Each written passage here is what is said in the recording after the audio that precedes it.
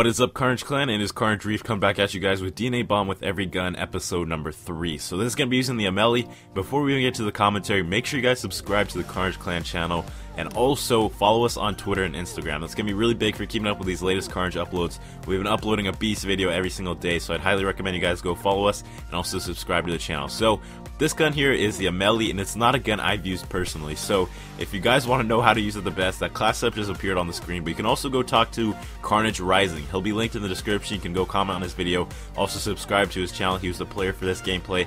He's going to have a lot better tips for using the Ameli because I just simply haven't used the thing yet. It definitely isn't the best gun in the world, so dropping a DNA bomb with it in relatively short amount of time is very impressive. So go subscribe to Rising down below, and you can also subscribe to me as well. I'm the commentator for today's video, and that's pretty much it. So the Ameli is not a gun, like I said, I've used a lot, and it's a really bad gun in my opinion. I think all the heavy guns are pretty weak, but they also are powerful if you know how to use them.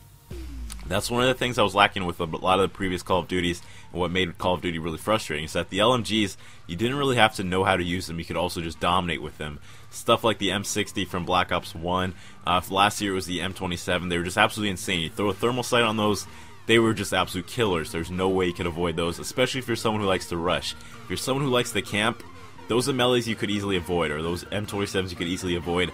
But if you like to rush around, there'd just be people like laying on the ground, especially in Ghost. It was the hardest in Ghost. In Ghost, people would just be laying on the ground with the M27 thermal, and they would just pick you off. There's nothing you could do about it. But in this game, I feel like the LMGs are weak for a good reason. They're weak for the reason that if you want to mix up guns that are different to use and are actually enjoyable to use, you can use them and do well with them. They're not so good that you can just pick them up and know what to do with them right away, but they're good enough so that you can pick them up, and if you actually try to get better with them, you will be able to dominate like Rising did in this gameplay. So that is really awesome, and I'm really glad that they actually balanced them this way. I don't want just like super melt machines from across the map. I think they are actually ended up buffing the EM1, so that's going to be definitely a lot different. The EM1 was like a laser gun. It's not too powerful, but like I said, it does take a lot of skill to use, and we'll definitely have to see how the EM1 actually pans out after the buff. The Bal 27 also got nerfed, which, I mean, it definitely needed one. I don't know if this is going to be enough, though. The Bal 27 was already so powerful to begin with. I think they're just adding in vertical recoil, so we'll have to see how that pans out. I just feel like the heavy machine guns, or the heavy light machine guns, whatever you want to call them, are pretty balanced where they are. So let me know in the comments below if you guys agree, whether or not you think the LMGs are too good or too weak, whatever. Let me know in the comments below. I'm definitely curious to hear what you guys have to say. Always want to hear what the Carnage Clan channel has to say about each topic. So let me know in the comments, and back to the gameplay. So the Ameli, this map Detroit, this map is really good. And Carnage Rising, I believe he was playing solo in this gameplay. Detroit is a really good map.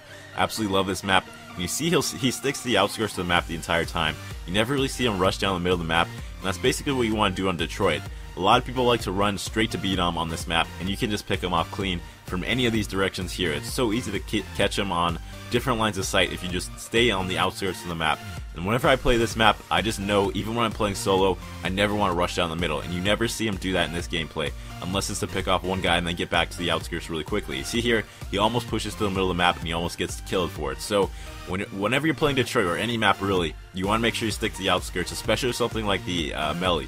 The Ameli is not a very mobile gun, so it's going to take a lot of practice to actually getting used to running slower, and it's going to take a lot to actually get back to the outskirts of the map if you're staying there, or if you're staying near the middle with a really heavy gun. So hopefully you guys enjoy this video. Gameplay is winding down here. He ends up picking up the DNA bomb really quickly here, and like I said, go follow Carnage Clan in the description below on Twitter and Instagram. Also subscribe to the clan channel, and if you guys did enjoy this gameplay, you can go subscribe to Carnage Rising. He's got some absolutely beast stuff coming up, and you can also subscribe to me. I'll be linked below. My name's Carnage Reef.